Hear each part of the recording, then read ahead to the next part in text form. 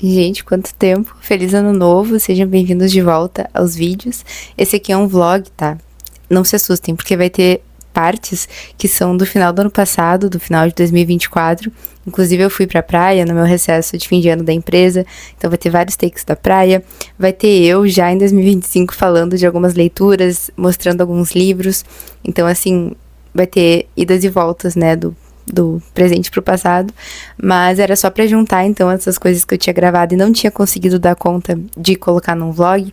E também tem uma notícia muito boa, que é o Bookshelf Tour está quase saindo, tá? Não se preocupem, vai ser o próximo vídeo depois desse, então vai ter um Bookshelf Tour bem detalhadinho, puxando livro por livro.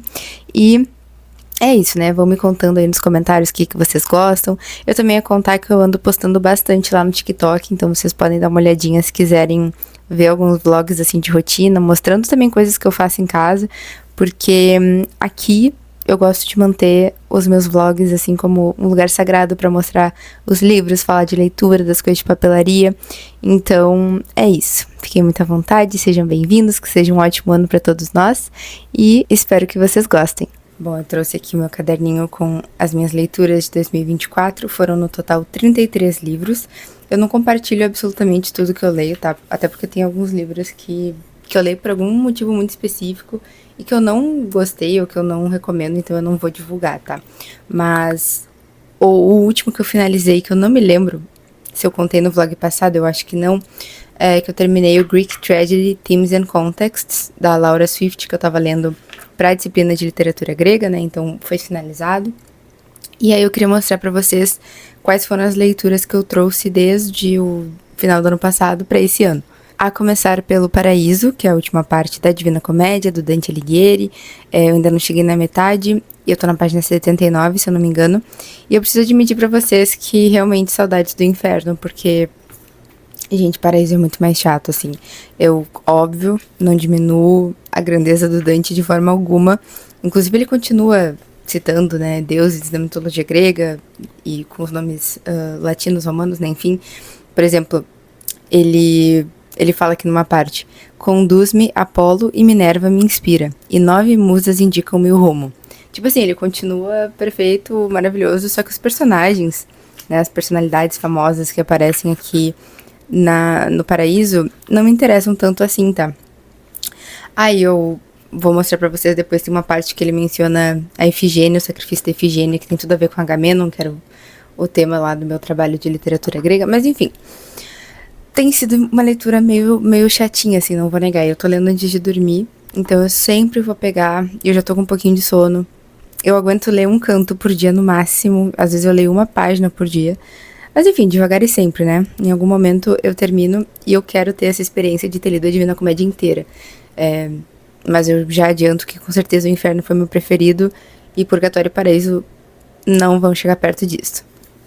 O outro livro que eu vim lendo desde o ano passado é Os Irmãos Karamazov. Esse daqui é o segundo volume, eu recém comecei ele, porque eu não levei ele pra praia, né? Eu entrei, tipo, de recesso do trabalho e da faculdade por alguns dias ali, Natal, Ano Novo.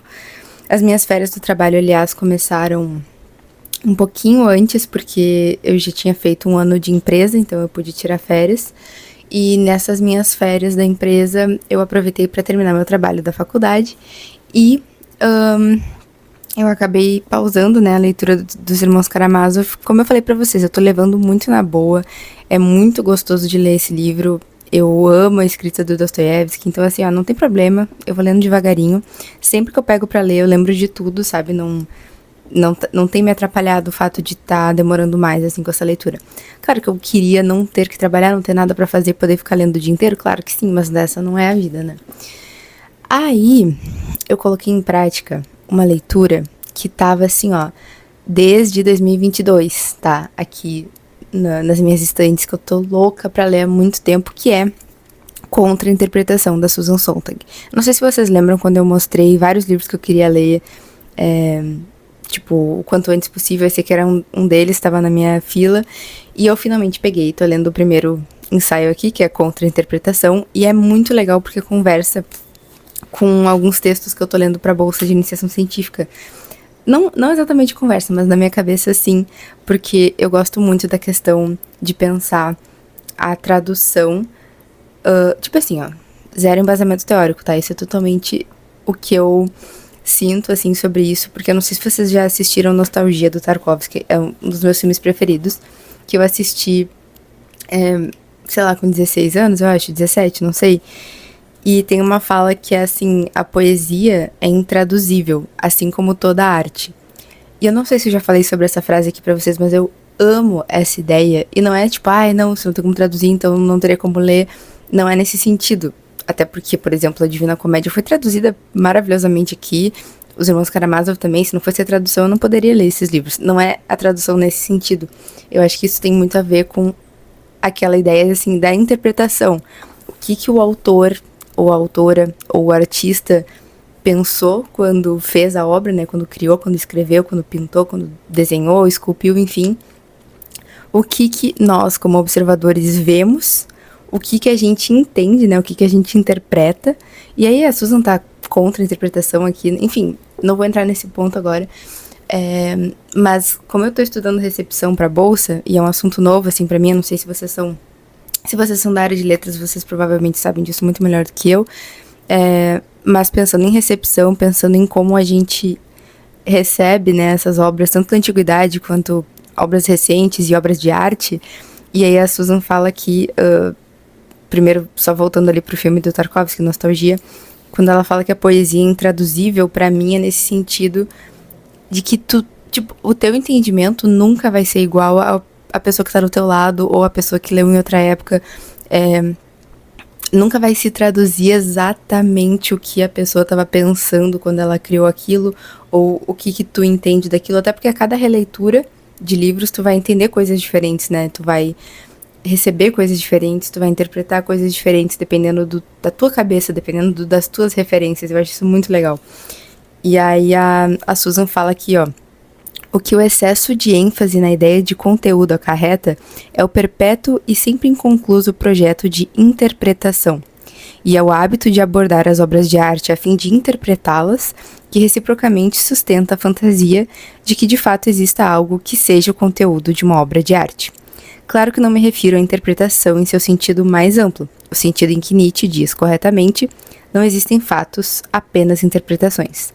Aqui, por interpretação, refiro-me a um ato mental consciente que utiliza determinado código, determinadas regras de interpretação.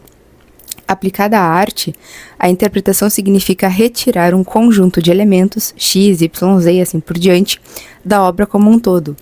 A tarefa de interpretação é praticamente uma tarefa de tradução. O intérprete diz: olhe, você não vê que X na realidade é, ou na realidade significa A, que Y na realidade é B, que Z na realidade é C? Que situação teria inspirado esse curioso projeto de transformar um texto? A história nos oferece os materiais para uma resposta. A interpretação aparece pela primeira vez na cultura do final da Antiguidade Clássica. Enfim, dela vai para outro lado aqui. Mas para mim essas ideias conversam muito e eu gostaria muito de desenvolver, assim, pensar um pouquinho sobre isso. Queria ter mais tempo, né, gente? Agora são 6h48 da manhã. Não sei se vocês vão conseguir ver. É uma terça-feira. Eu voltei pra minha cidade agora no final de semana. Tava na praia, né?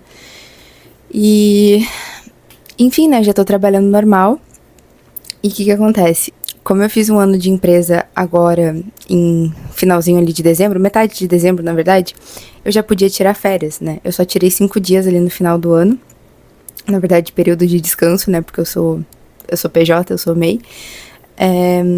Mas então eu já poderia tirar férias e eu resolvi tirar mesmo. Vou tirar 2 semanas agora. Tem um cabelo na minha boca, eu não consigo tirar. Agora foi.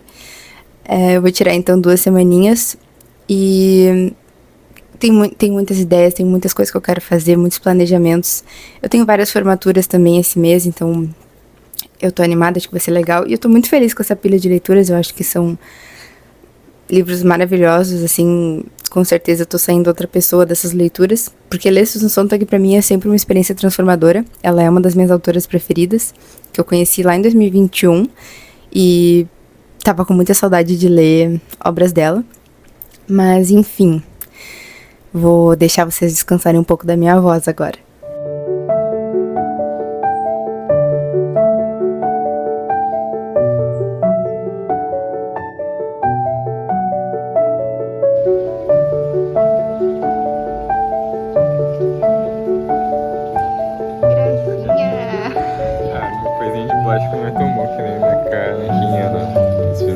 casa.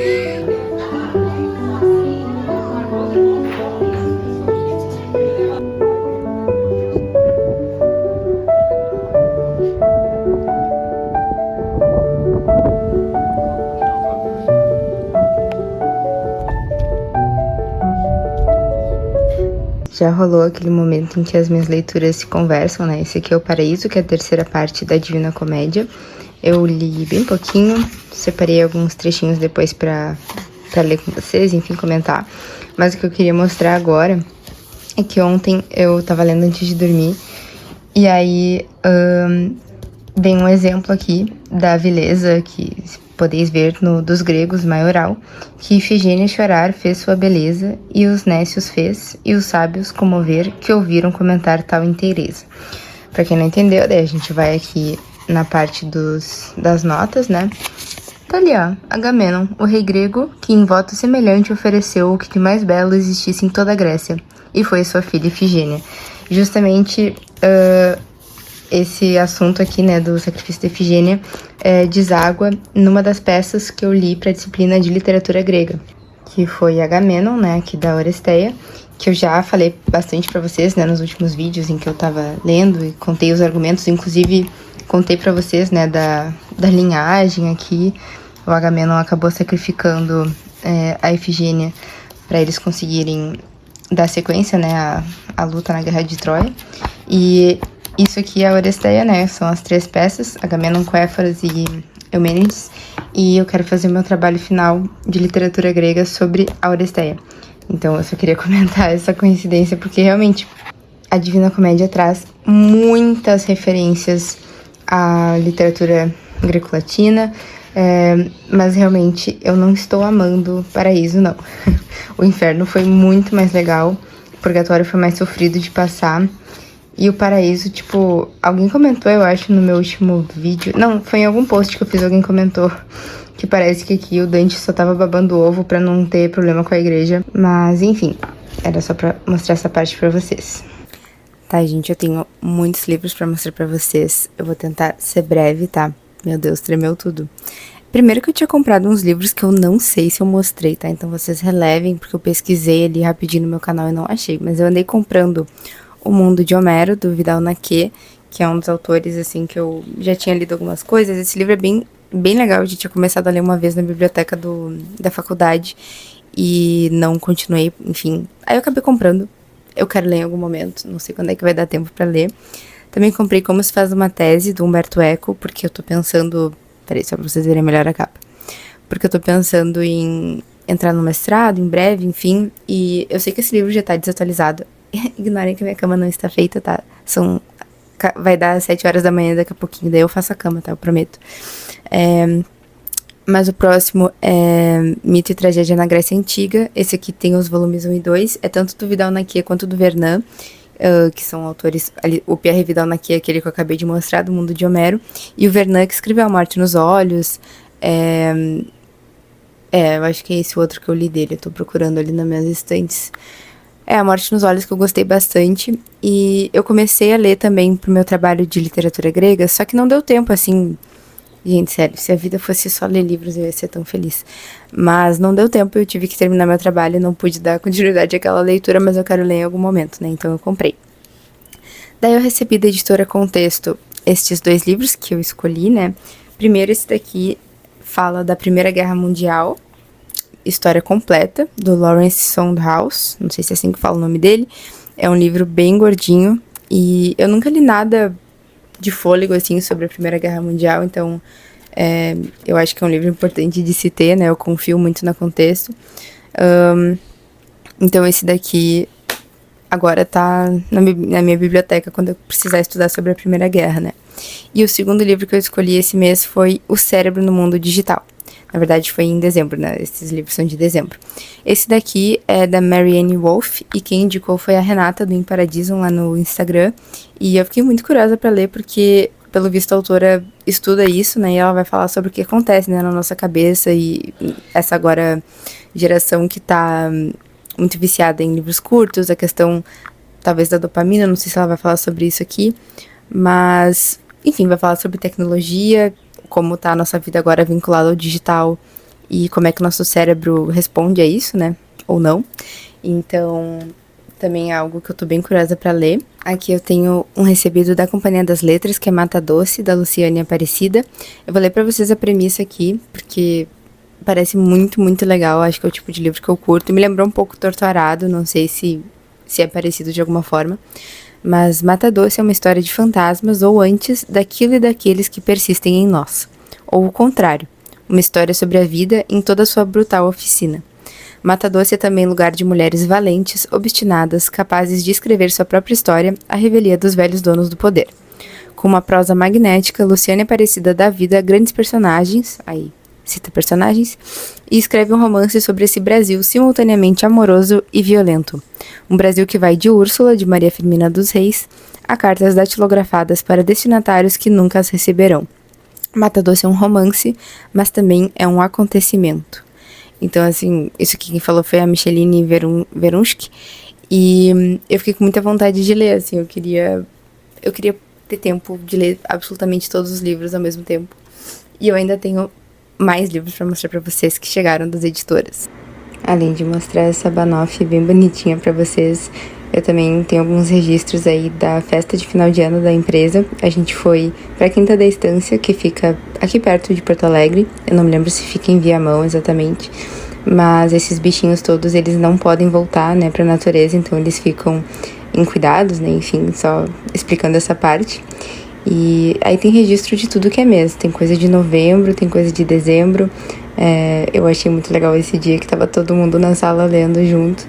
E agora voltamos aos papos. Bom, da editora 34, eu recebi esse daqui, que é a Mitologia dos Índios Xulupi, do Pierre Clastres.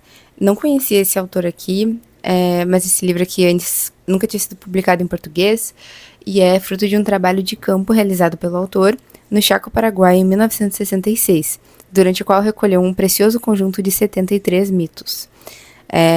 Além dos mitos, a obra reúne uma descrição geográfica do Gran Chaco, de inegável valor documental e literário, documentos etnográficos produzidos em campo, narrativas de guerra dos Xulupi e uma belíssima homenagem a Alfred Metro, não sei como é que fala esse nome, pioneiro da moderna antropologia ameríndia. O volume inclui ainda um pós-fácil de Beatriz Perrone Moisés, escrito especialmente para essa edição. Os Xulupi, ou Nivaclé, os humanos, como se denominam, formam hoje uma população com cerca de 14 mil pessoas vivendo entre o Paraguai e a Argentina, na mesma geografia de rudes contrastes climáticos em que Clastres a encontrou, onde a sobrevivência depende de uma profunda interação com o mundo natural. Essa sociedade marcada por um ethos guerreiro é aqui retratada numa profusão de histórias, por vezes bem-humoradas e quase sempre protagonizadas por animais, revelando a um só tempo seu modo de se relacionar com o cosmos e de se imaginar dentro dele. Deve ser maravilhosa essa obra aqui. Faz tempo que eu não leio trabalhos assim da antropologia e eu gosto muito mesmo de ler essas coisas. O próximo eu tô muito ansiosa pra ler, que é do Leskov, que é o mesmo autor que escreveu aquele livro Lady Macbeth, do distrito de Mtsensk. Eu não sei como é que fala, mas eu adorei aquela novelinha. Aqui tem Um Pequeno Engano e Outras Histórias. A tradução é de Noé Oliveira Policarpo Poli. E olha que legal essa capa, gente. Enfim, o Leskov foi um grande mestre da narrativa, tal como Dostoiévski, que foi o que disse Thomas Mann sobre esse autor aqui. O escritor independente num tempo de divisões políticas e estéticas claras, Nikolai Leskov foi incompreendido pela crítica de seu tempo, já que o alto grau de experimentação de suas obras não permitia encaixá-lo na tradição da prosa realista do século XIX. Realmente, aquele livro que eu li dele, aquela pequena novelinha, é bem diferente dos outros livros russos que eu li da mesma época, assim. Leskov viveu entre 1831 e 1895, e eu tô muito curiosa para ler essas histórias aqui reunidas. O próximo é um nome de peso, que é o Aristóteles, com Ética a Nicômaco. Aqui temos uma edição bilíngue com tradução, introdução, pós-fácil e notas de André Malta. O André Malta é um baita professor, eu já vi algumas aulas, palestras dele no YouTube sobre literatura grega, e eu sempre adoro. Mas aqui, o que eu posso dizer para vocês? Que a Ética a Nicômaco talvez seja o mais importante dos escritos do Aristóteles na área da filosofia. Organizado em 10 livros e dedicado provavelmente ao filho do autor, o tratado parte da ideia de que o objetivo último do ser humano é a felicidade, para em seguida analisar, no comportamento individual e nas relações interpessoais, os diferentes âmbitos da vida em que devemos agir de maneira virtuosa, isto é, equilibrada, distinguindo tais práticas de muitas outras não virtuosas em que costumamos incorrer, identificadas como excessivas ou insuficientes e não guiadas pela razão. A presente edição, bilíngue, traz a tradução da Ética Aristotélica realizada por André Malta, professor livre docente de Língua e Literatura Grega na Universidade de São Paulo. Com fidelidade ao original e recuperando os detalhes de estilo do autor, muitas vezes seco e reiterativo, mas com momentos de beleza, esta nova versão proporciona aos leitores um contato renovado, livre de paráfrases e adaptações, com esta obra fundante da cultura ocidental. Entenderam? Maravilhoso. Tô doida pra ler também. Vou mostrar pra vocês aqui a edição por dentro, ó. Peraí, ó. Tem a parte aqui em grego e é a parte traduzida. Eu amo de paixão as edições da Editora 34, eu sempre falo isso aqui. E fiquei muito feliz. Esses 3 livros, assim, ó, foram outro presente de Natal. Então, muito obrigada, Editora 34.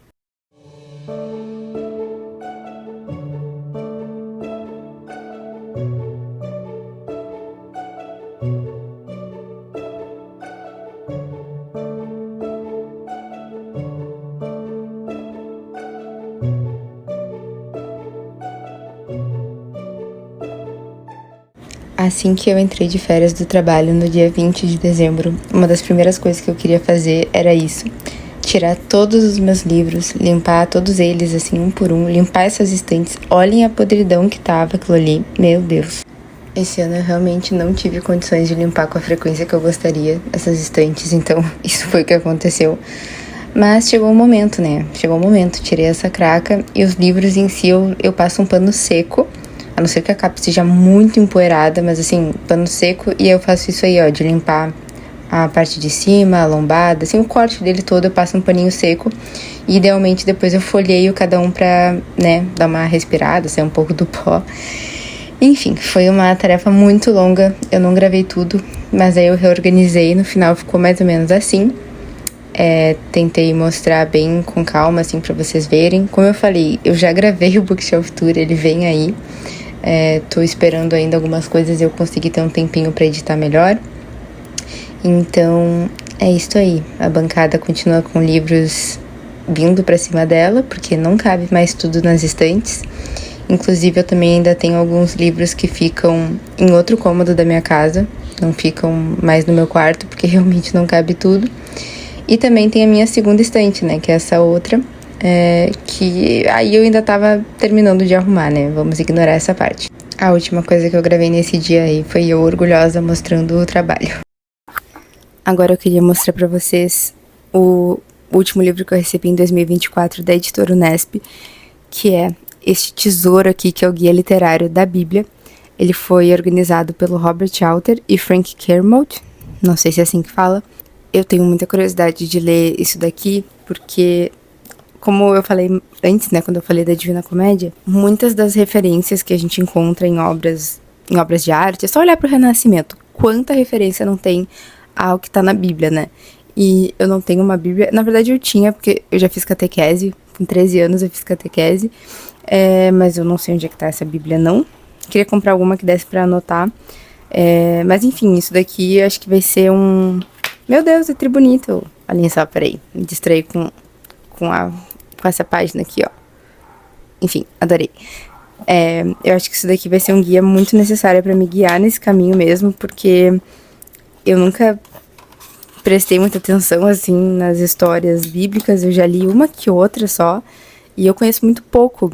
E isso me frustra, porque eu acho que a quantidade de coisas que eu entenderia, né, em obras de arte, no cinema, na literatura, tendo esses referenciais aqui, seria maravilhoso, porque, tipo assim, ó, eu, Natália, eu acho que eu tenho um referencial bom atualmente de literatura, assim, literatura clássica, principalmente, dos gregos, principalmente, e eu entendo, né, eu aproveito muito mais determinadas obras, porque eu tenho essas referências. Por exemplo, não sei se vocês já assistiram O Farol, que é do mesmo diretor de A Bruxa, do recente Nosferatu e outros filmes que eu adoro esse diretor.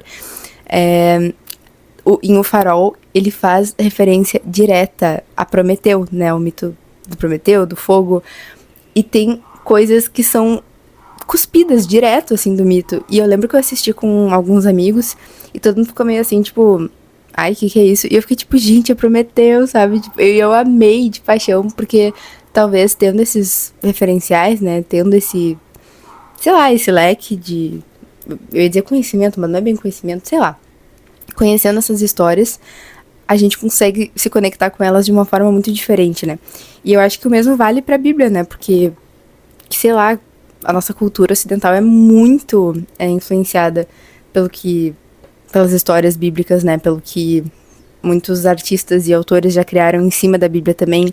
Por exemplo, eu quero muito ler O Paraíso Perdido, do John Milton. E eu sempre pensei em fazer uma leitura, assim, cronológica mesmo, de ordem de publicação. Tipo, eu li já a Ilíada, a Odisseia, a Teogonia, aí a próxima epopeia, no caso, que eu queria ler era Metamorfoses, mas antes a Eneida, que eu comecei e pausei, aí a Divina Comédia, daí o Paraíso Perdido. Aí, não sei, a Bíblia eu acho que eu só leria depois dessas coisas e talvez depois reler, né? Tanto a Divina Comédia quanto o Paraíso Perdido. Eu não sei. Eu só sei que eu queria ter esses referenciais, assim, eu queria muito entender algumas coisas. E esse livro aqui da Unesp vai me ajudar muito nessa jornada, com certeza. Só não sei quando, só Deus sabe quando que vai dar tempo, né, pra eu fazer isso, porque realmente eu tô com muitos planos pra esse ano agora de 2025 e eu vou ter que ir com calma, assim, nas leituras. Tô fazendo isso de só ler antes de dormir mesmo, porque durante o dia eu tenho que ler pra bolsa, que vai até agosto, se eu não me engano. Eu também tenho que ler, que eu tô pensando em entrar nesse mestrado. Tô pensando ainda, não vou dar muitos detalhes ainda, porque não gosto muito de falar das coisas antes de elas acontecerem. Até porque eu nem tenho certeza ainda. Enfim, veremos. Mas então acho que eu já mostrei agora todos os recebidos dos últimos tempos.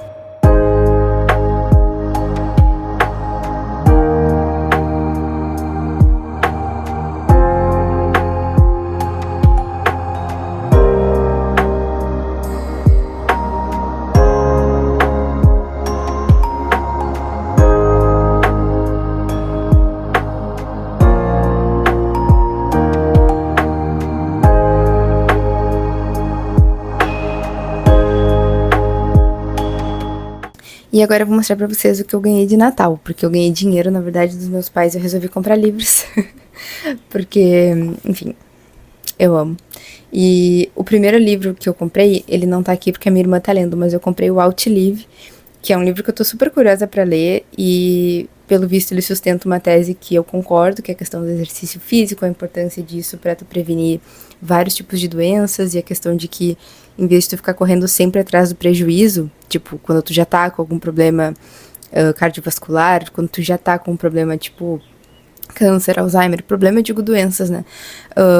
Esse autor defende que existem formas de tu retardar, né, ou até evitar que esse tipo de doença se manifeste, porque existem coisas que comprovadamente ajudam, né?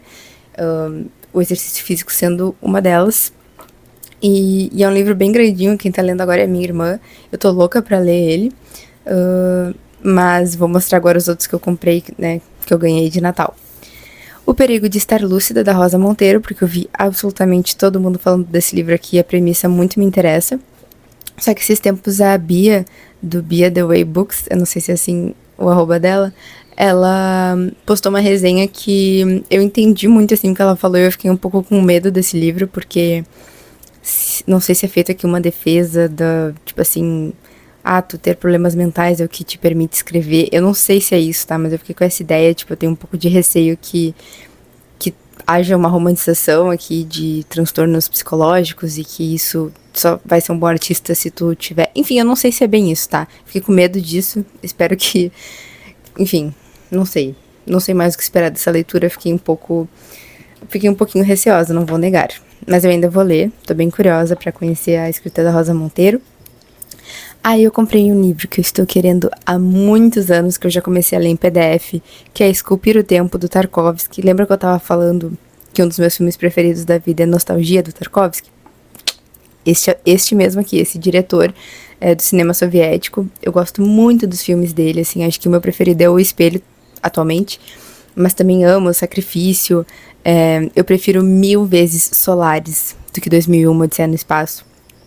Quando se fala de filmes, enfim, fora do planeta Terra. Outro que eu gosto dele é o Stalker, né? Que também é bem... A Infância de Ivan é meio... Enfim, eu ainda não assisti absolutamente todos os filmes dele, mas Nostalgia e O Espelho são os meus favoritos. E quando eu comecei a ler isso daqui, tem ilustrações, tá? Fotos, na verdade. Quando eu comecei a ler em PDF, alguns anos atrás, eu tava marcando o livro inteiro. Eu fiquei, não, esse livro eu preciso ter físico. Só que ele é um livro caro, ele tá sempre 80, 90 reais, às vezes mais de 100. Então, quando eu vi que teve uma promoção, acho que foi da Black Friday, eu garanti, daí foi meu presentinho de Natal. E aí, o último livro que eu tenho aqui, que eu recebi de presente de Natal, foi O Nome da Rosa, do Humberto Eco. Nessa edição que tá a coisa mais linda. Vocês estão vendo que ela brilha. Enfim, eu tô muito doida pra ler esse livro, porque, que eu saiba, é um suspense, um mistério que envolve, acho que um monastério, e acho que teve uma morte, e, enfim, preciso ler isso daqui urgentemente.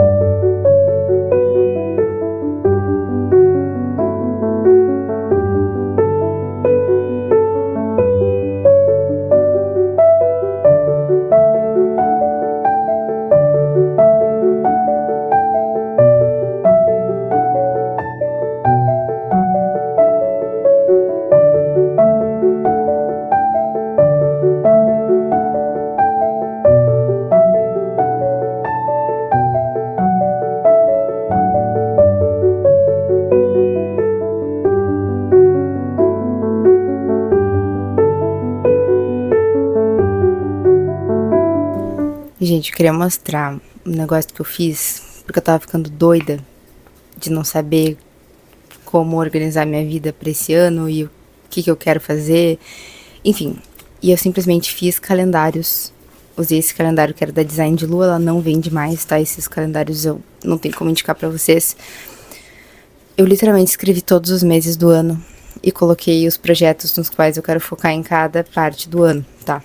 Porque isso envolve, tipo, a bolsa de iniciação científica, esse possível mestrado que eu tô pensando em fazer, o meu TCC do bacharelado, que eu tô pensando, a princípio esse é meu planejamento, eu tô pensando em pedir o TCC agora no segundo semestre de 2025, então na metade do ano, enfim, me matricular apenas no TCC para terminar o bacharelado.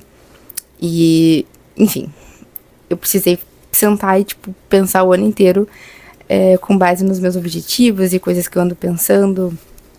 Então, assim... agora a gente tá no início de janeiro, né? E eu tive a minha primeira aula de italiano de 2025 da idioma independente, já falei pra vocês, né? A gente tem cupom, a Liter História, então aproveitem. Eles têm vários idiomas, eu tô curtindo muito fazer o italiano com eles. A minha professora, ela é italiana mesmo, e as aulas têm a duração perfeita pra mim, porque eu tenho a rotina muito corrida. Então eu faço 45 minutos de aula por semana, e a gente tem bastante conversação, tem aulas que são mais focadas, tipo, a gente vê uma música ou fala de algum personagem histórico. Enfim, eu falei pra ela o que eu curto, né, coisas culturais. Então ela foca nisso e depois a gente parte pra gramática, pra algum... Enfim, vamos ver pronomes a partir de uma música, ou vamos ver verbos reflexivos, enfim. Então tem sido bem legal, então... Era pra lembrar que a gente tem cupom, e eles também têm aula de francês, inglês, espanhol, enfim, são vários. Dê uma olhadinha e usem o cupom Liter História. Gente, tô lendo um texto aqui pra bolsa, e eu queria ler esse parágrafo aqui pra vocês, porque ele fala justamente o que eu tô estudando, assim, na minha bolsa de iniciação científica, pra quem tem curiosidade. E também não é uma área que eu conheça muito, tá? Eu também tô recém começando a aprender, sei o básico do básico, e eu achei que aqui resumiu legal, assim, o que eu tô querendo fazer. Esse texto aqui é da Anastasia Bakhodiani, não sei se é assim que fala o nome dela, e ela tá explicando o que é a recepção dos clássicos, né, o que é essa área de estudos. Aí ela diz que a teoria da recepção rejeita a existência de um texto único, original, objetivo e fixo, que tem de ser examinado como uma forma de arte pura, como argumentariam o neocriticismo e muitos teóricos pós-modernos. Em vez disso, na recepção, nós falamos em textos no plural, porque a cada vez que um texto é lido, ele está sendo recebido e interpretado de uma nova maneira. Isso tem se mostrado ser de especial valor para o estudo dos clássicos, em que os textos e a cultura material do mundo antigo sobrevivem apenas de forma fragmentária. Textos clássicos são, em geral, incompletos, controversos, recuperados de uma variedade de fontes e reinterpretados por cada geração de estudiosos de clássicos. A recepção dos clássicos concentra-se na forma como o mundo clássico é recebido nos séculos subsequentes, e, em particular, nos aspectos das fontes clássicas que são alterados, marginalizados ou negligenciados. E, para dar um exemplo prático, assim, sabem a Canção de Aquiles ou Circe, livros da Madeline Miller, eu acho que é assim o nome dela? Eu daria para estudar isso em recepção, né? Que é uma forma que está sendo reinterpretado determinado mito, determinada história, enfim. Então eu só queria ler essa parte aqui para explicar com as palavras dela, para quem não sabe o que é recepção, e mostrar como é interessante, né? Como é legal para quem curte estudar literatura, que é muito legal, assim, pensar sobre essa ótica da recepção, né? Ai, gente, eu não sei se eu já tinha mostrado pra vocês aqui nos vlogs do YouTube, que eu tenho um clube de assinatura que eu recebo aqui em casa, que é Arcano. A gente recebe livros, ou HQs, ou mangás, e brindes, que não precisam ser relacionados, né, ao livro ou HQ. Então eu vou mostrar pra vocês o que já veio até agora. Começando pelos brindes. O brinde desse mês foi esse chaveiro aqui de Homem de Ferro, né, tá escrito I'm Tony Stark, you're welcome. E no mês passado, os brindes foram estes porta-copos, que também são magnéticos, então dá pra colocar na geladeira e dá pra usar como porta-copos mesmo. E aí o que a gente já recebeu foi esta HQ, que é God Country, que eu acho ela bem bonita, as artes, eu quero muito ler logo. E o livro que veio nesse mês foi O Príncipe Cruel, da Holly Black, que é uma das autoras das Crônicas de Spiderwick. Eu amava o filme quando era criança. Inclusive, olha ela aqui de cabelinho azul. Então, esse aqui foi o livro que veio, O Príncipe Cruel. Todo mês tem alguma novidade. Então, se vocês curtiram essa ideia, podem dar uma olhadinha. Essa assinatura é Arcano, da Nerd ao Cubo. E tem cupom, que é Liter História, pra ter desconto. Então, vocês podem testar como é que fica. E não deixem de conferir, porque realmente é uma proposta bem interessante. Eu acho muito legais esses clubes de assinatura que te dão... Enfim, muitas vezes te trazem, te apresentam livros, HQs, enfim, mangás que são novos, que tu não leria por conta própria, né? Tu acabaria não pegando. E tu acaba conhecendo e podendo encontrar novos favoritos por aí, né? Então, é muito legal, dei uma conferida lá. Pra encerrar esse vlog, que é o primeiro de 2025, nada mais justo do que falar da minha primeira leitura finalizada em 2025. Que foi a peça Andrômaca, do Eurípides. Ela tá nessa edição aqui do Teatro Completo da Editora 34, que eu já tinha mostrado pra vocês. Eu amo essas edições, como eu já falei. E a peça Andrômaca tá aqui. Ela faz parte, assim, fala da história das mulheres troianas que acabaram se dando mal, né, depois da Guerra de Troia, por porque elas acabaram virando escravizadas ou, enfim, concubinas de guerreiros gregos. Então, Andrômaca é uma peça engraçada porque vai começar focando na história da Andrômaca, mas depois a história vira e, tipo, foca completamente em outros personagens. A gente viu em aula, né? A gente leu em aula e é muito engraçado, assim, porque realmente a ação do nada muda. E qual é o argumento da peça? Tudo começa com a Andrômaca, que era a esposa do Heitor, anteriormente, né? Ele foi morto na Guerra de Troia. E a Andrômaca acaba sendo o prêmio de guerra do filho do Aquiles, que se chama Neoptólemo. Pra mim isso é nome de dinossauro, mas tudo bem. O Neoptólemo, além de pegar ela como prisioneira, né, de guerra, ele acaba casando com a filha do Menelau, com a Helena, que é Hermíone. Então, a Hermíone morre de ciúmes da Andrômaca e acha que a Andrômaca, por ser estrangeira, chama ela de bárbara, um monte de coisa, diz que ela que tá impedindo que o Neoptólemo consiga ter filhos com ela, com a Hermíone, no caso. Aí, no início da peça tem uma baita discussão, assim, aí tem vários argumentos, e aqui entra a retórica das personagens. A Andrômaca fala muito bem, se defende muito bem, e ela tem um filho que ela tá escondendo, a Andrômaca, e a Hermíone, junto com o pai dela, que é Menelau, começam a ameaçar de morte a Andrômaca, inclusive ameaçar o filho dela, e ela acaba se rendendo. Isso tudo porque o Neoptólemo, que é o que tá com as duas, ele foi pra Delfos, então ele não tá mais ali onde elas estão. A Andrômaca tava refugiada no santuário de Tétis, a Tétis que é a mãe do Aquiles, e esposa não, né, mas foi com Peleu que ela teve Aquiles. Então, voltando pra Andrômaca, ela tá lá se protegendo dentro do templo, e a Hermíone e o Menelau começam a tramar e mentem pra ela que eles vão matar o filho dela, que ele tá ali com eles, que se ela não sair, eles vão matar o filho. Enfim, ela acaba saindo e eles nem estavam com o filho, mas decidem que vão matar, assim, os dois. E aí quem acaba com essa palhaçada é o Peleu, já idoso, enfim, e ele discute muito com o Menelau, e também tem essas coisas dos argumentos, a retórica. É muito legal, é muito engraçada essa parte. A gente riu em aula lendo alguns trechos, e a gente viu também que em várias falas tem várias alfinetadas, assim, aos espartanos, e isso é muito interessante porque essa peça, ela é do contexto da Guerra do Peloponeso, então faz todo sentido terem essas alfinetadas por aqui.